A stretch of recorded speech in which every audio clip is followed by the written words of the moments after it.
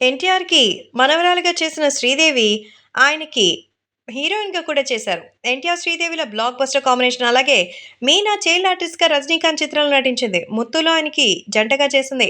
ఇలాంటి కాంబినేషన్స్ చాలా ఉన్నాయి. మంత్రి రోజాకి కూడా ఒక విచిత్రమైన కాంబినేషన్ ఎదురైంది.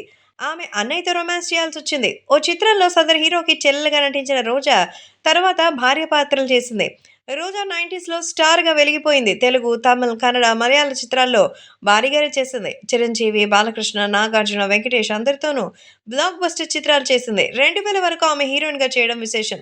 తర్వాత క్యారెక్టర్ ఆర్టిస్ట్‌గా మారారు. కెరీర్ బిగినింగ్‌లో రోజా నటించిన సూపర్ హిట్ మూవీ 'సీతారత్నం గారి అబ్బాయి'. ఈవీవి సత్యనారాయణ దర్శకత్వం వహించగా వినోద్ కుమార్, రోజా జంటగా నటించారు. వాణిశ్రీ కీలక రోల్ చేశారు. ఈ మూవీలో శ్రీకాంత్ రోజాకి అన్నయ్య క్యారెక్టర్‌లో చేశారు.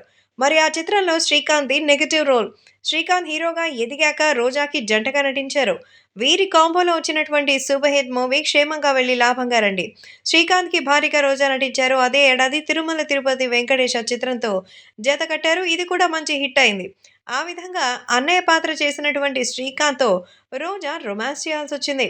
శ్రీకాంత్‌ని రోజా సెట్స్‌లో అన్నయ్య అని పిలిచేదట. చివరికి రొమాంటిక్ సీన్‌లో కూడా అన్నయ్య అంటుంటే శ్రీకాంత్‌కి చాలా ఇబ్బందిగా ఉండేదట. "ఏహే! నన్ను అన్నయ్య అనుకో, రొమాంటిక్ మూడ్ రావడం లేదని" ఒకసారి రోజా మీద శ్రీకాంత్ కోప్పడ్డాడట. ఈ విషయాన్ని స్వయంగా మరి శ్రీకాంతే అప్పట్లో చెప్పిన సంగతి తెలిసిందేగా. అదనమాట అసలు విషయం.